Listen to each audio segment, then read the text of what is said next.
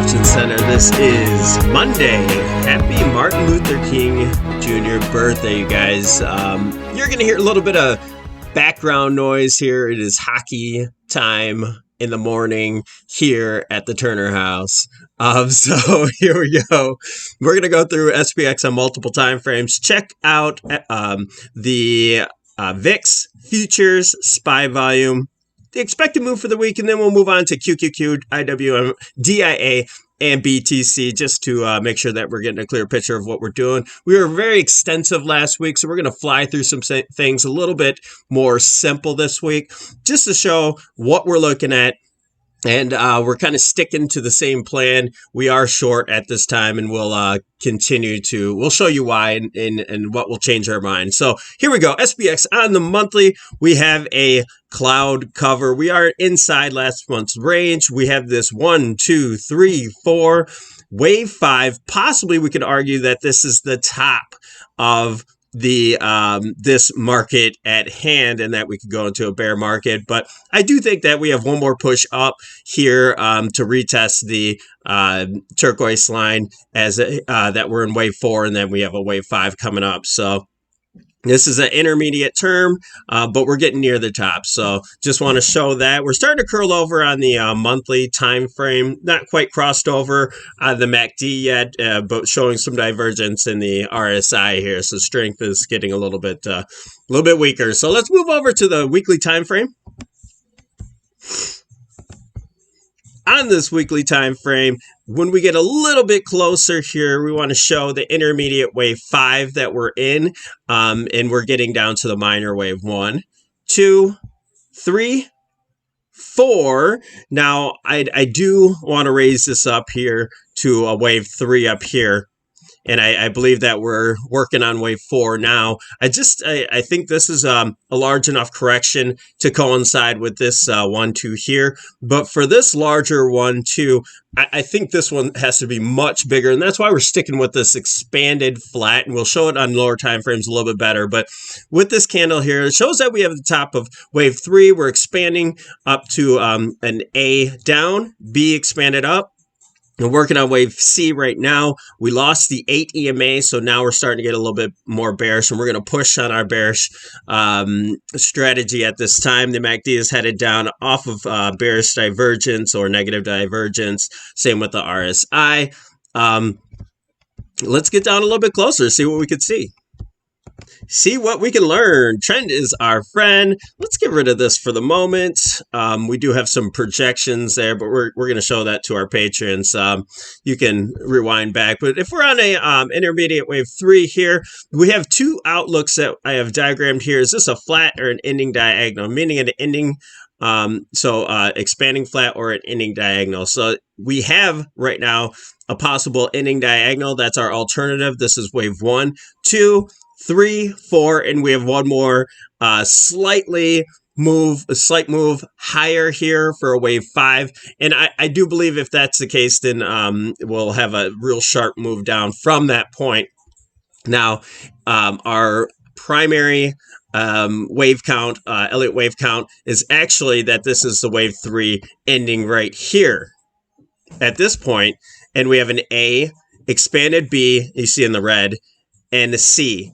Now, I have the C right here because that could have been a running flat as well, and we start moving higher, which would be very bullish. But if we continue, which I do think we are at this point, we start continuing down here. We have a lot of room to expand on this wave C. Now, getting even closer. Whoop, sorry about that, guys. Getting even closer here. If you're looking at the structure, we have with this B, the C is going to be a 5-wave move down. So this would be a possible 1, 2, and we're working on wave 3 now before, and then 4 and 5 down here. So this should be pretty impulsive here.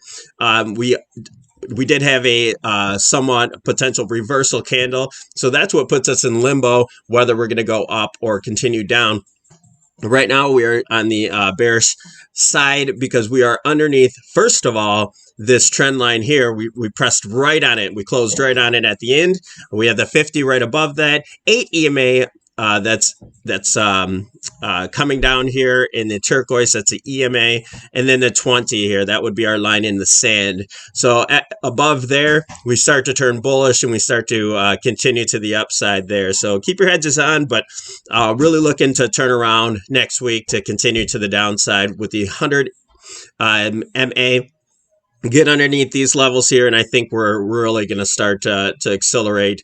We'll be down here in no time before we show any bounces at all. So that's what we're looking at for the SPY. Let's go to the options expected move. It's not really giving us too much of credit of where we're going to move. But we are sideways. We've been moving sideways in this range for a long time, and we're expected 86 points to the upside or 86 points to the downside.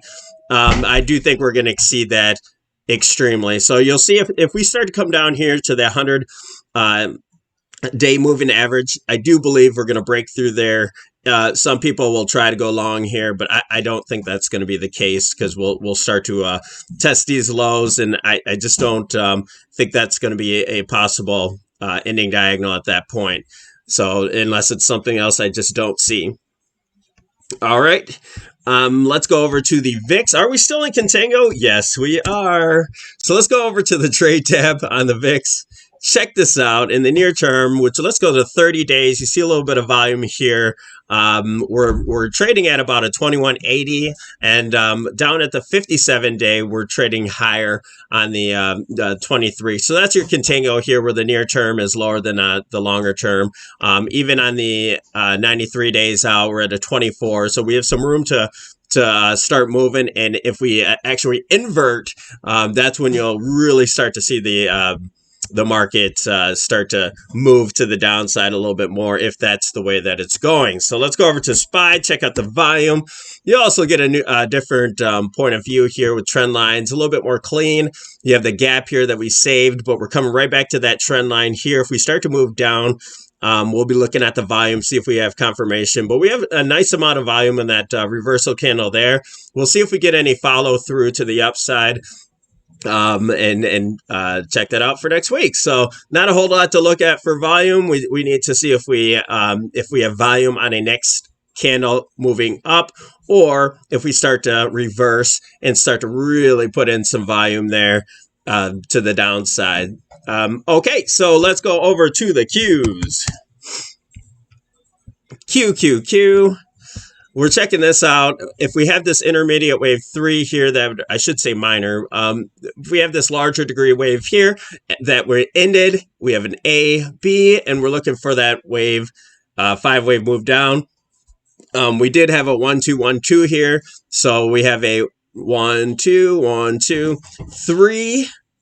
Looks like we completed wave 4, and we're moving down to wave, another larger degree, wave 3 to finish, 4, and then 5. So Qs have led this way down, and it still should pull the market down, but it's going to get a little bit more choppier. I think the larger impulse move down has kind of finished at this point, and we'll start to really drop, but in a more choppy way with the 4 5s, the 3 4 5 4 5, and then we'll start looking for one more move to the upside, at least for now. That's what we'll be thinking.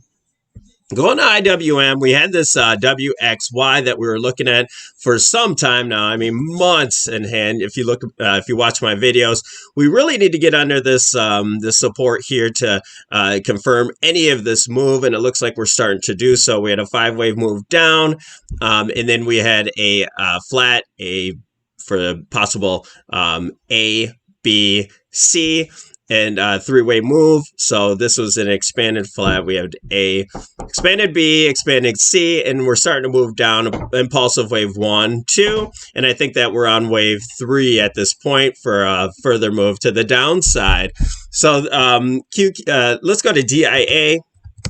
Real quick here, I'm not sure that I had this one set up. Let's go. Trend is our friend, and we have this expanded flat that we're looking for, which we'd have to have one more move up to the upside if this is the case, and then there's an actual expanded flat if this is what we're doing, and then this could possibly be the end, or we could have one more move up just like the SPY. So we're continuing to watch this one, but if we did top out, then we're looking for this impulsive wave move down here. DIA seems to be one of the stronger indices headed, keeping SPY above water at this point. So if this starts to break down, then we'll be looking for lower movements on SPY as well. So last but not least, BTC. This will end our video here. Oh, BTC /BTC for Bitcoin futures.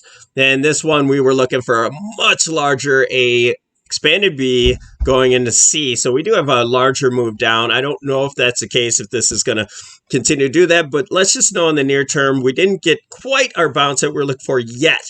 We are at major support, but we failed right at this pivot here, and the 8 EMA couldn't get over that, so we could start to impulse under there. We start to get under this range, and this thing could just start flying to the downside, but we are getting pretty low here. It doesn't mean the MACD can't go lower. Looks like we have divergence at this point, but look how low we got here on this correction. So we have much more room we can move down to if we do so. And if we start to crack this low here, then maybe we start a positive divergence here, and don't get quite so low on the MACD as that one. Then we can look for much higher highs on that.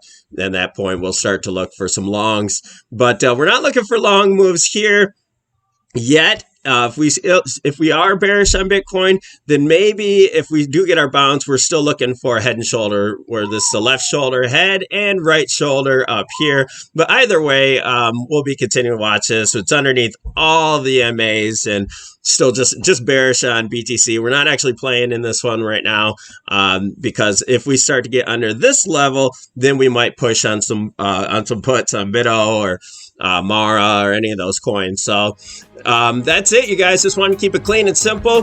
Thanks for joining us here on the weekend edition of Options Tender. Have a good day.